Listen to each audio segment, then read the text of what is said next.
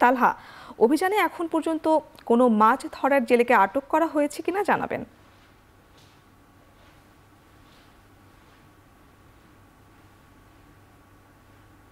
পুতুল আসলে গেল ৪ অক্টোবর থেকে কিন্তু শুরু হয়েছে মা ইলিশ রক্ষায় ২২ দিনের অভয়াশ্রম কার্যক্রম। আসলে চাঁদপুরের যেই বিস্তীর্ণ জলসীমা রয়েছে পদ্মা মেঘনা নদীর মতলব উত্তর উপজেলার ষাটনল থেকে হ্যামচরের চরভৈরবী পর্যন্ত এই ৭০ কিলোমিটার এলাকা কিন্তু আসলে এই নিষেধাজ্ঞার আওতায় রয়েছে এবং এই সময়টাতে যাতে কোনো ধরনের জেলে নদীতে মা ইলিশ শিকার করতে না পারে তার জন্য কিন্তু টাস্ক ফোর্সের সদস্যরা কিন্তু রাত দিন পালাক্রমে কিন্তু তারা আসলে অভিযান পরিচালনা করে যাচ্ছেন। আমি আছি এই মুহূর্তে সদর উপজেলার বহরিয়া নামক এলাকায় আসলে জেলেপল্লীর একটি পাশে আসলে ঠিক যেখান থেকে জেলেরা নদীতে মাছ শিকার করার চেষ্টা করে থাকে সেই এলাকাতে কিন্তু আমি মেঘনা নদীতে আছি একটি টহল টিমের সাথে। আপনি আমার ঠিক পেছনেই দেখতে পাচ্ছেন আসলে যারা পালাক্রমে কিন্তু আসলে এই নদীতে অভিযান পরিচালনা করে আসছেন এবং এখানে কিন্তু আসলে একটি বিশেষ ব্যবস্থা কিন্তু করা হয়েছে। সেই ক্ষেত্রে কিন্তু আসলে যেটা আমরা কথা বলে জানতে পেরেছি যে স্থায়ীভাবে কিন্তু এই নিষেধাজ্ঞার সময়টাতে ৬টি স্পটে কিন্তু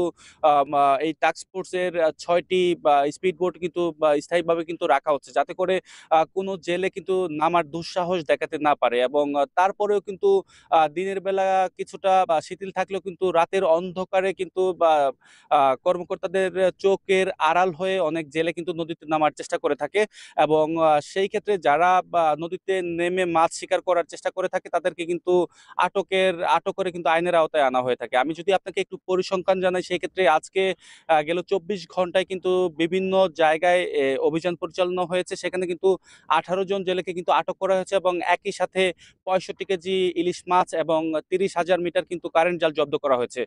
এবং এখন পর্যন্ত চাঁদপুরের শতাধিক জেলেকে কিন্তু আটক করা হয়েছে মাছ ধরার অপরাধে। তার মধ্যে ৭০ জন জেলেকে কিন্তু বিভিন্ন মেয়াদে কারাদণ্ড দেয়া হয়েছে এবং প্রায় ৫.৫ লাখ মিটার কিন্তু কারেন্ট জাল জব্দ করা হয়েছে। তো আসলে এই নিষেধাজ্ঞাকালীন সময়ে যদি যেই বেশি পরিমাণে ইলিশ ডিম ছাড়ার সুযোগ করে দেওয়ার জন্যই কিন্তু এই কার্যক্রম বাস্তবায়ন করা হচ্ছে এবং এই ইলিশ যদি ডিম ছাড়ার সুযোগ পায় তাহলে কিন্তু আগামীতে ইলিশের প্রাচুর্যে ভরে উঠবে নদীগুলো।